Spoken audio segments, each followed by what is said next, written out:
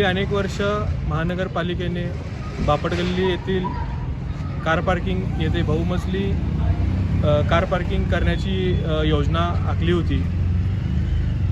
खरं तर ही योजना इतरत्र ठिकाणी करावी अशी स्थानिकांची मागणी असताना वारंवार या ठिकाणी महानगरपालिका येऊन मोजमाप करून जात असतात। त्याचप्रमाणे आज रहिवासी तसेच व्यापाऱ्यांनी एकत्र येऊन या प्रकल्पाला विरोध दर्शविला आहे। कारण या ठिकाणी जे पर्यावरणाचा धोका ओळखून त्याचबरोबर रहदारीला अडथळा ओळखून या ठिकाणी हा प्रस्ताव रद्द करून इतरत्र ठिकाणी हलवण्याची मागणी इथल्या स्थानिकांनी केलेली आहे।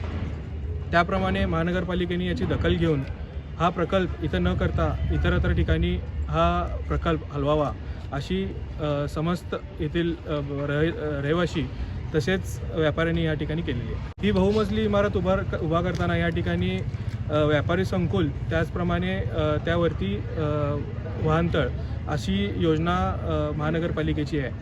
पण सध्या त्यांचा आराखडा जर पाहिला तर फक्त त्यांनी व्यापारी संकुलाला महत्त्व दिल्याचं त्या ठिकाणी कळत आहे। कारण 2 मजली व्यापारी संकुल त्यावरती वाहनतळ अशी त्यांची योजना आहे। पण सध्या परिस्थितीमध्ये या ठिकाणी 65हून अधिक या ठिकाणी वाहन पार्किंगची व्यवस्था आहे।